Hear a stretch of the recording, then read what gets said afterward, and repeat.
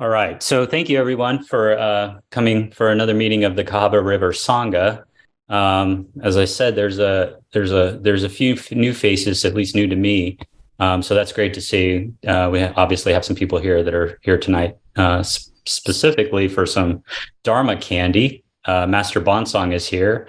Master Bon Soeng is a Zen master and the guiding teacher of the Empty Gate Zen Center in Berkeley, California. He's going to be leading us through kind of three parts tonight. He's going to start off with some meditation instructions. After our meditation, I'm going to do a more proper formal introduction then. And then that's going to lead us into tonight's Dharma talk. And then finally, I'm hoping that we have about 10 minutes or so for questions at the end. And we do need to finish about 5 minutes till the end of the hour, or as close to that as we can. So without any further ado, I pass it to you, Master Bon Soeng. All right. So everybody find yourself in your meditative position. If you're new to meditation, if you're sitting on a chair, I'm on a chair. I've got my legs crossed in the chair. Some people like to have their feet firmly on the ground, but make yourself comfortable. Find a place that works for you and lower your eyes. And in our style of Zen meditation, we essentially leave our eyes open a bit. When someone looks at me, you wouldn't know that I can see my hand in front of me, but my eyes are pretty well closed. And sometimes they do close completely. So see if you could let a little light in. Don't stare at anything. And just turn your gaze inward. As you're sitting now, feel your body. Perhaps notice where your butt touches the chair or the mat. Feel yourself in this very moment. And find your breath. And you'd like your breath. Oftentimes we get stuck with our breath in our chest. Zen meditation brings our breath down into our lower abdomen. Western style, you could simply call this diaphragmatic breathing. So you want to lower your breath into your lower abdomen. And if you're doing diaphragmatic breathing, what you find is on your inhalation, your diaphragm pushes down and out. So you'll notice your belly expanding on the in-breath and falling on the exhalation. So there's a rhythm to your meditation. There's a rising and a falling of your lower abdomen. So you can actually viscerally feel as you breathe in, your chest remains pretty stationary, but your diaphragm pushes out. And on your exhalation, the diaphragm falls. Meditation breathing is not a breathing exercise, but it is awareness of breath. And there is a way that if you can slow your breathing down, so maybe 3 or 4 counts on the inhalation, 6 or 7 counts on your exhalation, slowly breathing in and slowly breathing out. Research seems to show that if you can get your breath to 5 breaths a minute, 6 breaths a minute, your body goes into relaxation. So much of what we're doing in meditation is turning the energy back inward and moving it all the way down to your lower abdomen. In the Korean and the Chinese tradition, this place of the lower abdomen is called the Tangen. Tangen literally translates energy garden. In some ways, somebody last night gave a talk and they called it the still point. I've heard it called your spiritual home. It moves your energy out from your head, out from your heart, down into your lower abdomen. And in some ways, you can say that unifies the whole system of body-mind. Some of us get stuck in our minds. Others of us get stuck in our hearts. So we may be feeling centered or thought centered. But if we can come down into our lower abdomen, we can actually unify mind and body and use all of it to help us in our awakening. What am I? What is this? Zen brings up the great question. Where did I come from? Where do I go? So much of our experience we don't understand. In our usual mind, we're running away from what we don't know towards some safety in what we know. Let yourself breathe into your lower abdomen and find some comfort and stability in your experience so you can allow yourself to not know. And that's a doorway into the vastness of the whole universe. So slowly breathing in.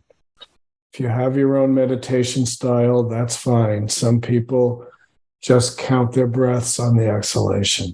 If you're going to do that, go up to 10, start again at 1. You're very likely to lose your count. Just come back and start again. In our tradition, since we work with great doubt, on the inhalation, we actually ask a question. What am I? We're not trying to find a rational answer. We're raising great doubt. And on the exhalation, we just say, don't know. Before thinking, don't know. Allow the question to be aroused. So stay with your breath for another 10 minutes or so, and then we'll talk again.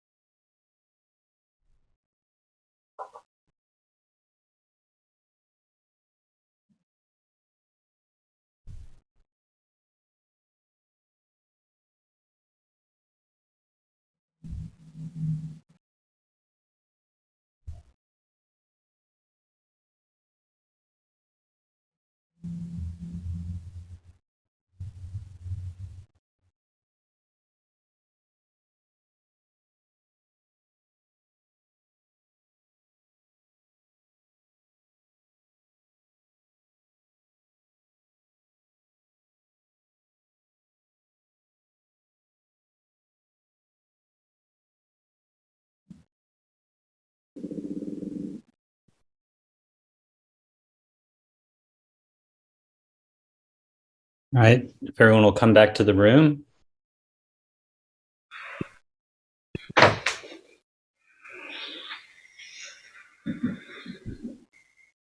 Okay. Thank you, everyone, again for coming and practicing with us tonight. It is my pleasure to introduce Zen Master Bon Soeng, Jeff Kitzes, to the Cahaba River Sangha. Master Bon Soeng is the guiding teacher of the Empty Gate Zen Center in Berkeley, California. The Empty Gate Zen Center was founded in 1977 by Zen Master Soeng Song, who's a Korean Zen master who started the Quantum School of Zen, which now has more than 100 Zen centers 100 Zen locations worldwide. Master Bon Soeng has been practicing Zen since 1975. He attended his first retreat at the Empty Gate Zen Center in 1979 with Zen Master Soeng Song. And if I remember the details right, Master Bon Soeng, you had intended to just go there for the weekend. And I think before the retreat was over, you had already moved in, if I remember those details right. I guess it's been okay. Well, it's been 45 years at least since you've been there, that you've been there now. In 1992, Master Bon Soeng received what is called Inca, which authorizes one to teach koans. And in 2001, he received Dharma transmission from Zen Master Soeng Song. It was at that time he was given the name Bon Soeng, which means original nature. Master Bon Soeng is also a licensed and practicing psychotherapist. He has a master's degree in psychotherapy, and his thesis was on the integration of psychotherapy and Zen Buddhism. Finally, Master Bon Soeng lives in Oakland with his wife, Sheridan, and I believe you have one cat? Two cats. Okay, two cats. So please join me in welcoming Master Bon Soeng with a bow. Thank you, Todd. It's been a real pleasure to have Todd joining us at Empty Gate Zen Center. The pandemic is a perfect example of the limitations of the idea of good and bad. Of course, on some very basic level, the pandemic has been this terrible experience that we've all lived through. And certainly some people have gotten very ill and many people have died. So you can't paint a good picture about that.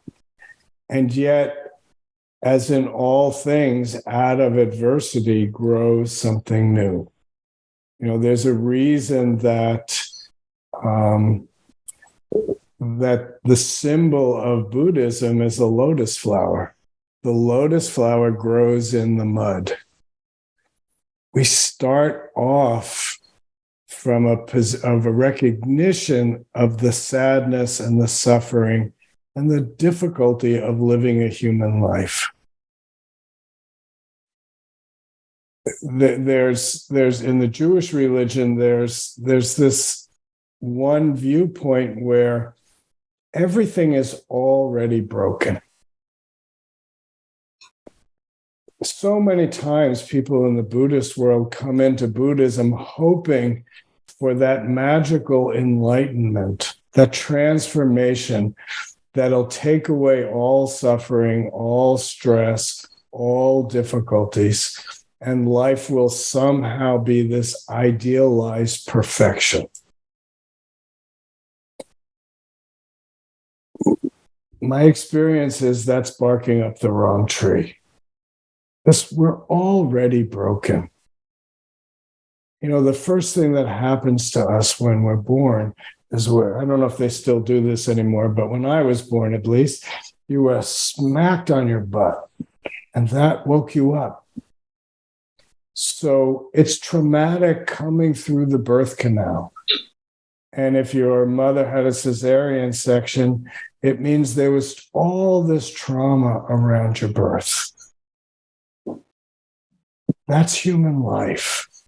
And too often people think of Buddhism as a phantasmagorical way to get away from reality. In fact, our practice brings us back into not the reality of our idea, but the reality of the very moment that we're in. I'm often struck when I'm introduced to a group, and I heard it in what Todd said about me, except for the piece about my first retreat with Zen Master Bon. Everything Todd said about me was true, except it had not much to do with me. It was a very, it talked about important things that have been given to me or named or transmission and all those things, but it doesn't really tell you anything about the person behind the names. Somebody in my Zen Center gave this amazing Dharma talk where he used this phrase. He said, "You name me before you know me." And the world of name and form is like that.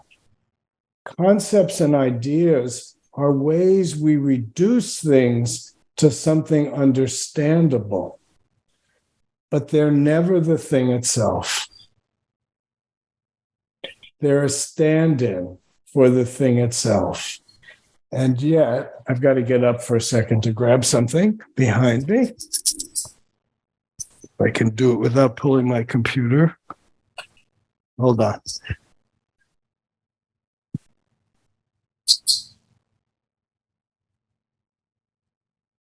So as I hold this up, you all immediately perceive it. And then you name it. First you see it, and immediately you know what it is. And then you name it. And then you have an opinion about it. And then you have a judgment and opinion about your opinion. And it just ripples so far away that by the time you go through your whole conceptual thought process, you've lost this. Zen Master Bon Soeng, a Japanese Zen master from the 1600s, he called it the unborn Buddha mind.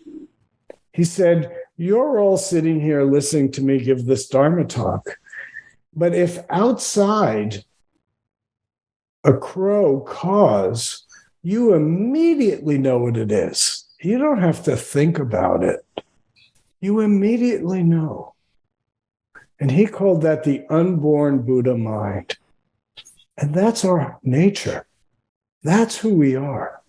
We're this unborn Buddha mind, always ready and available. It's, in a way, it's the classical statement of the still pond. And then a pebble gets thrown into that pond and all these things ripple out. In a sense, what we call beads that I'm holding up, that's the pebble. But before you have an idea about it, you already know it. So one of the very important things to any kind of Buddhist practice, whether it's a Zen practice, a Vipassana style practice, a Vajrayana style practice, it's just so important to recognize how your mind creates your reality. The way you have an experience and then you name the experience and judge the experience becomes the experience rather than the actual experience itself. So in our practice, it's not a transformational looking for that transcendence. It's actually coming back into the very moment you're living and being completely alive and connected to the moment you're in. That means to do that, you have to let go of a lot of ideas and feelings and beliefs to be able to completely connect with this moment. But we don't sit meditation in order to become a good meditator. We sit meditation to train our minds and our hearts to be able to perceive the moment clearly. If you smell smoke, there's most likely fire. But oftentimes we'll smell smoke, and because we don't really think there should be smoke, we rationalize it away. And we miss the very important hint that tells us what's going on. In a sense, you can say, we get stuck in our conceptual framework, and we see everything through the lens of our own conceptual framework. There's something that I think is really important about this, and it's kind of a confirmation bias that we have. We have certain beliefs, and then we see the whole world around us through those beliefs, and then we pick and choose the things that confirm our beliefs to make that conceptual framework stronger and stronger. Buddhism is essentially a practice of deconstruction.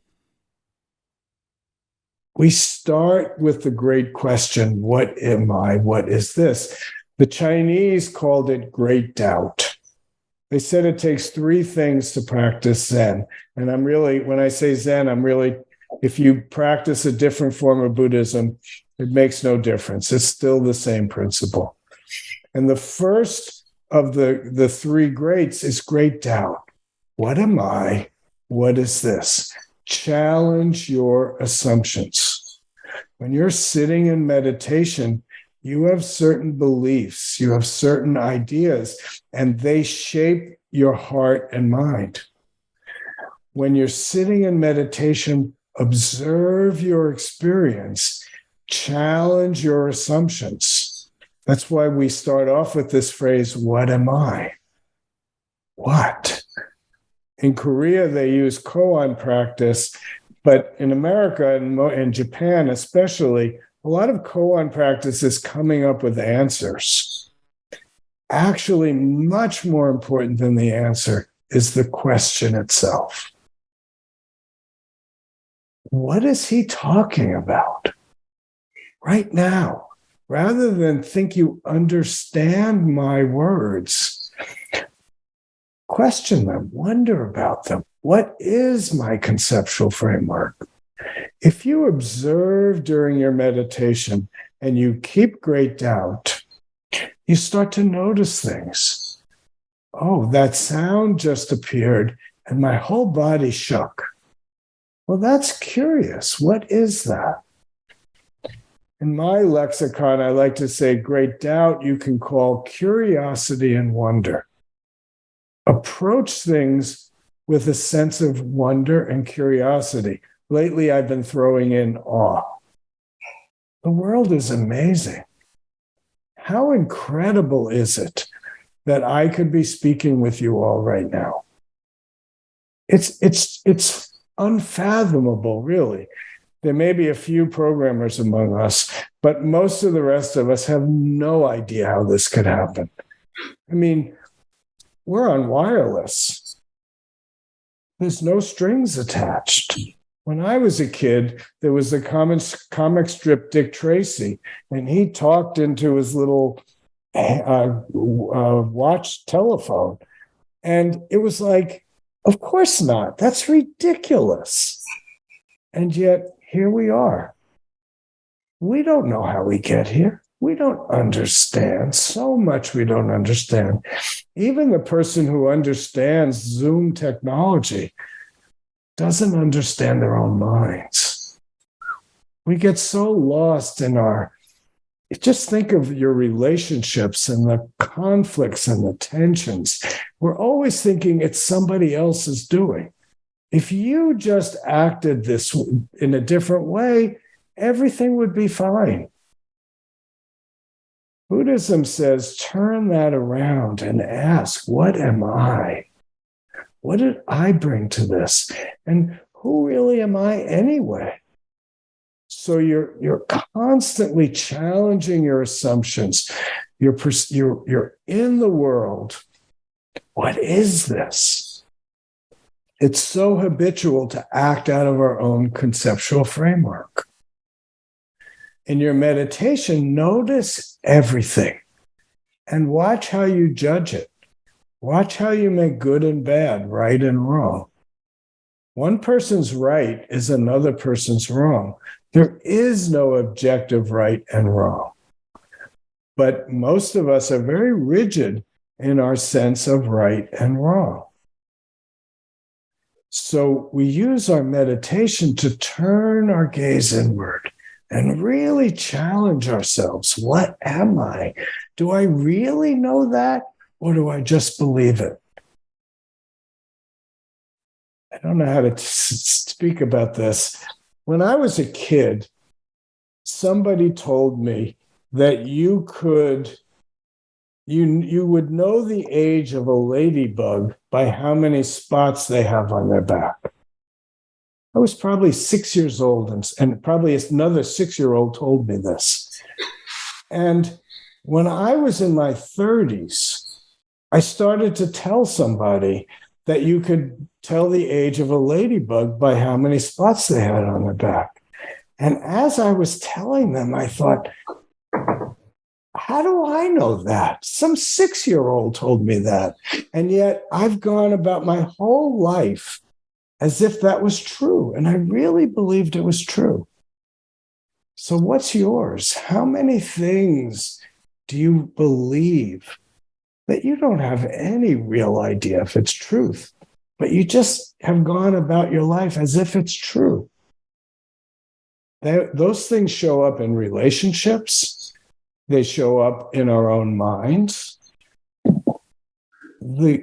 Our interactions with the world are always showing us who we are and what we're bringing and really what we don't know. So use your life as a meditation. Just now, what's going on? Even while I'm speaking to you, there's a part of me that's asking, what is this? What is going on right now? So I want to leave some time for questions. So I want to just say a few more things. So maybe 5, 6, 7 more minutes. So I said the Chinese talked about the 3 greats. The first is great question. Living our life from a place of great doubt, curiosity, wonder, and awe. The second is great courage or great effort. To me, what that means is when you're doing something, show up and completely do it. There's a phrase from Zen Master Dogen, the great Japanese Roshi, who talked about firewood is firewood, ash is ash. Completely be what you are. Completely, in a sense, let yourself be burned up in the experience of the moment. We're always, in our minds, we tie everything together. This leads to that. My teacher would use the example, it's like you're watching a movie and everything seems to be moving. But when the projector stops and there's just the frame on the screen, that's this moment. And that is truth. The sky is blue. The tree is green. The wall is blue behind me. Truth is actually quite simple and clear. It's our minds that make it complicated. So great effort means do it completely. When you're meditating, meditate completely. When you're working, whatever it is your task is, do it completely. That's one way we can call that mindfulness. Be present and alive for what's happening. But as one Korean nun said, be careful about mindfulness. Even a thief needs to be very mindful. Mindfulness has no direction. Mindfulness has no direction. You can use it to help save all sentient beings, or you can use it to rip somebody off. You can very clearly watch yourself, watch other people's behavior, and, find that way to grab their wallet. That's not Buddhism. Buddhism also has to do with your direction. My teacher would say, why do that?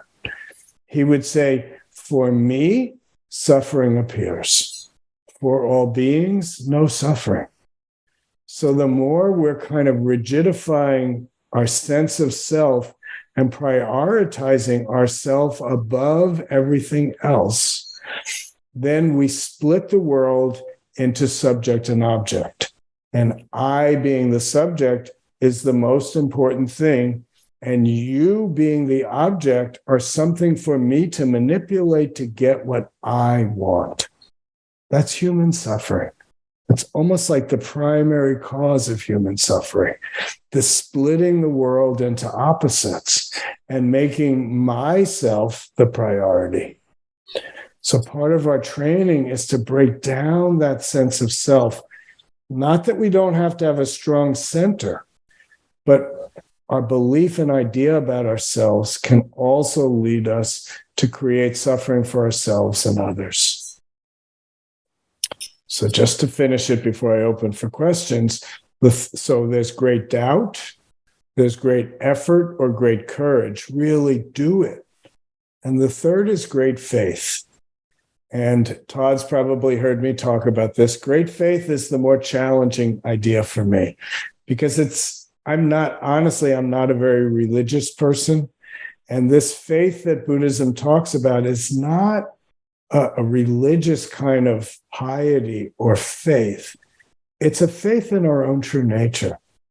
We say in a simple way in my tradition that the Buddha's enlightenment had something to do with him realizing that there was no separation between him and the entire universe, that in fact he was the entire universe and the universe was him.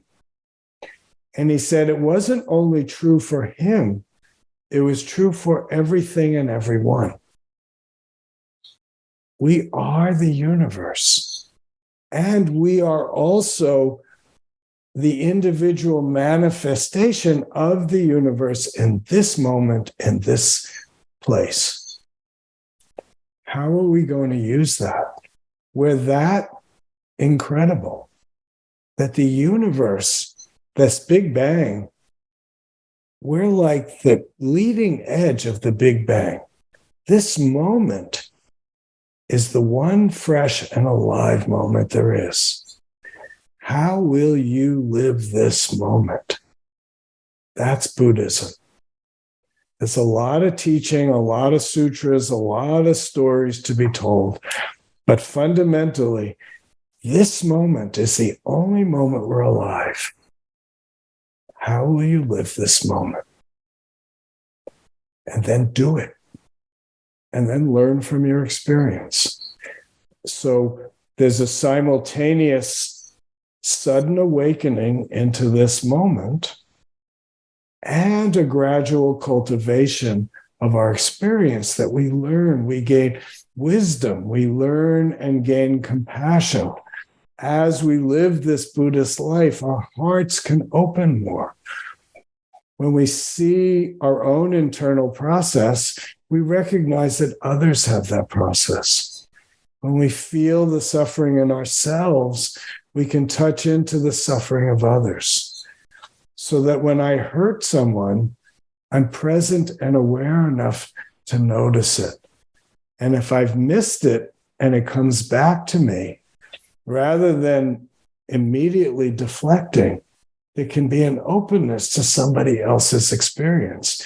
Because as I said, you can drop into a point where you're not the only priority in this world. We're all equal. Some of us are more educated, some of us are less educated. Some of us have more money, some of us have less money. All of us have our place in this world. None of us is expendable. And each one of us has our place. And our place is right here, right now. Whatever your situation is, embrace it, engage it, and act in a way that brings maybe some healing, some love, some compassion, some wisdom to the moment. 30 years or so ago, there was this book written about win-win situations.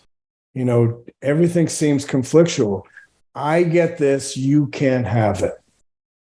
But maybe there's a way to be in the world that we bring energy that's helpful to everybody. What's our direction in this moment? Is it to just get my need met? Or is it, it's not that my need isn't important. I'm not talking about sacrificing yourself. I'm talking about living the moment in a way that everybody is benefited, that we can enhance the world for each other. And when we do that, it's a better place to live. We won't end pain.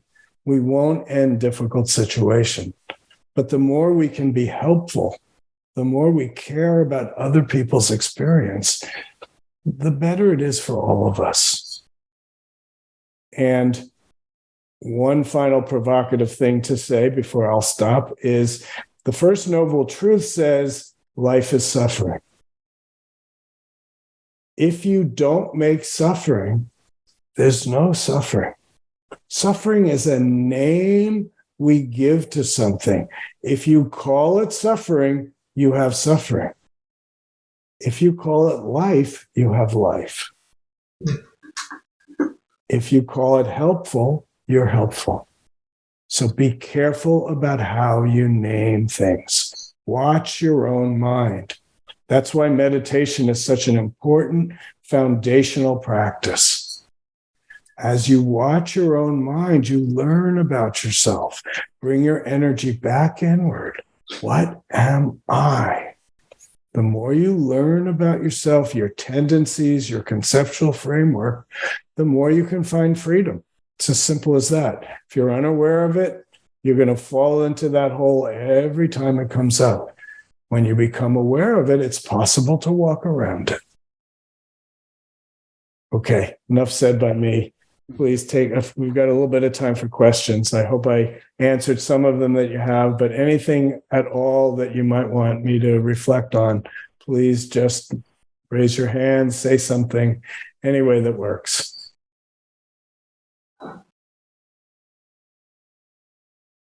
Yeah, sure. Thank you so much for joining us tonight. What an honor and a treat. I think my question is why, what am I compared to who am I? What is it about the word what? And, kind of formulating that. Yeah. If you think of, you get to the back? Okay, you did. If you think about it, if you say, who am I? You're talking about this body. If you talk about what am I, you're challenging the assumption that you're only this body. Who is a limited question. What is wide open. And you really want to widen your question to the widest possible thing. I mean, think about those amazing photos we see from the Webb telescope. The vastness of this universe. If you say, who am I? Then you want to know who's Jeff. If I say, what am I? I'm opening up to that vastness of the whole universe. I'm not only this body. Okay? Somebody else? Please. Hey, yes, so I had a curious question. I don't know if this is specifically your tradition that I've seen this before, but often when I've seen sitting meditation in Zen practice, I often see them facing walls, like directly right against the wall. Yeah. Specifically. But I'm curious, what's the rationale behind that? I think it's cultural. I don't think it's I don't think it's spiritual. But I think the rationale behind it is when you turn to the wall, you're giving yourself space to be by yourself. It's very easy to get distracted by other people. So in our tradition, we actually do both. We sit facing a wall. We're not necessarily right up against the wall, but in regular practice time, we turn. Todd, you may not even know this, actually. In regular practice, we turn away from the circle. In any practice we do that's more than one sitting, we turn towards the circle. So when we do retreat practice, which is many, many sittings a day, we sit towards the circle. And in a way, the circle becomes a support for our practice. Okay. But also turning away lets us have our own space. I heard a teacher in our tradition talk about why we're silent in retreats. And I think in a little bit it touches to your question. When we're silent, we're not invading somebody else's experience. Mm-hmm. So we're giving each other the opportunity to stay within our own experience and really investigate it. Okay. So I think turning towards the wall has a feel of that too. It's just being able to stay with my own experience. Got you. Thank you. Okay. Yeah, I have a question. I'm Chris. Where are you? Chris, you don't have your camera on? Is that you? No, I do. We're in the big room. Okay, gotcha. I see your hands up, Chris. Go ahead. Okay. Yeah. So in the three things, great doubt, great courage, great faith. I don't know if I got all those right. You did. I'm trying to connect great doubt with faith. So like if I have faith, you were talking about like the Buddha had faith that he was one with the universe was him. Do you apply great doubt to even your faith? Sure. Because it's so easy to have faith in something. When you first asked the question, what came from me was great doubt clears the field. It drops my idea. And then I can have faith in this just as it is. That this moment is so much bigger than my idea of the moment. And unless I can drop my idea, I can't see clearly. So in a sense, it's have faith in this. But if you call it beads, then I say you're attached to name and form. If you say it's not beads, then I say you're attached to emptiness. So without being attached to name and form and without being attached to emptiness, what is this? See, that blows open the whole conceptual framework. And then have faith in that. Not what you know, not your understanding, your experience. Sometimes we use Kangan or koan practice in my tradition. And one of the ways we can explain it is the question, when does sugar become sweet? Intellectually, we all know what sugar is. But until you have the experience of sugar, it's all a mind game. As soon as that grain touches your tongue, you know for certain what sugar is or what sweet is. So let your whole body, mind experience it, and then have faith in your experience, not your idea of the experience, but experience itself. So you need great doubt to burst wide open. That's why meditation for me personally is a process of raising great doubt and just being doubt. In Korea, they say it's as if your body becomes a question mark. And it's not about answering it so you can get rid of the doubt. do your diaphragmatic breathing so you're in your lower abdomen and you can get some comfort in the moment so that you can withstand the experience of great doubt. It's challenging. There's a reason we want to know. Knowing is how we get social capital. Knowing is how we can feel confident with other people. You know, we like to tell each other what we know. We like to impress with what we know because that gives us stature. So be kind and compassionate to yourself. Trying to work with great doubt, it might sound like a great idea, but it's really challenging because you're really taking away all the handholds that we have to keep ourselves upright in the tumultuous world that we're living in. That's why it's so important to breathe and work with your lower abdomen. It's kind of your place of stability. In Japan, they have these dolls, they call them, well, in Japanese, it's Daruma dolls. Daruma is the Japanese name for Bodhidharma. For those of you not in the Zen tradition, Bodhidharma is the man who's credited with bringing Zen to China. And these dolls are very similar. When I was a kid, I had this punching bag that had a weighted bottom with sand. So it was a blow-up doll, and I'd punch it, and it would fall over, and it would pop right back up. Well, the Daruma doll is a carved wooden doll that does the exact same thing. You push it over, pops right back up. That's Zen mind. That's trine mind. That's great effort.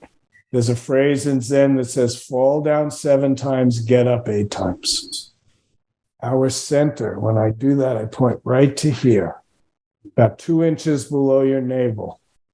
Again, in the Korean Chinese tradition, they call it the Tangen, energy garden. It's that balance point. Think of it as your center of gravity. It allows you to fall over, whoop, pop back up, so that you can handle the wind of life. We use our knowledge and our conceptual framework to brace ourselves from the wind. We can let go a little bit and have some confidence in our ability to become upright. It's possible for us to open more. Last question, very quickly, or we covered it? Okay, so let's maybe stop there.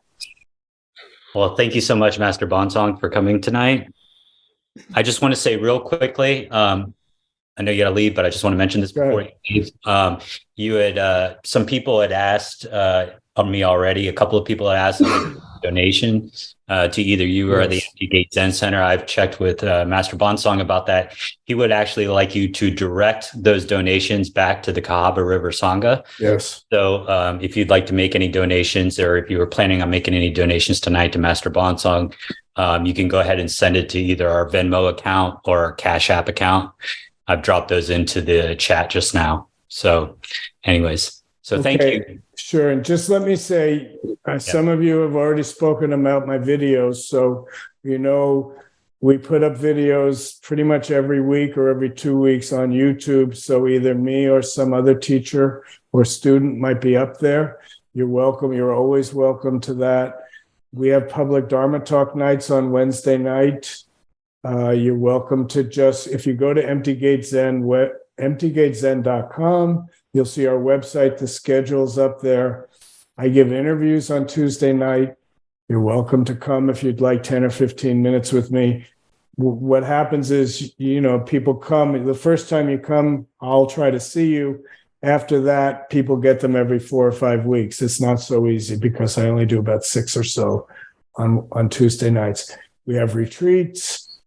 We have this miraculous technology. There's ways to connect, ways to communicate. So if I can be helpful to you as a group, I'd like to see if I can be helpful in that way. It's really heartening to be with people in all sorts of parts of the country and the world who are who are Sangha, who are trying to do this same work together. And I know you're in Alabama, you might feel kind of isolated there, but you really are part of a worldwide network of people just like you, trying to do the same things that you're trying to do. There's a lot of different styles, a lot of different forms. That's not really that important. I always say, find the one that you're comfortable with, because the important thing is that you do it, and that you do it over and over and over again. So find something that speaks to you. Support your fellow people who are trying to do the same thing you are, and know that you really are connected with people all over this country and really all over this world who are trying to do exactly the same thing you want in their own way. So thank you very much for your practice, for your welcoming me, and really also for your efforts to transform the world. The world really needs it. So it takes everybody to do their part to transform the world into a more loving, kind, and peaceful place. So thank you all very much. And I'm sorry, but I'm going to take off now. And hopefully I'll see you all again. So good night, everybody. And thank you, Todd, for inviting me. Thank you. Good night, everyone. Good night. Thank you. Thanks.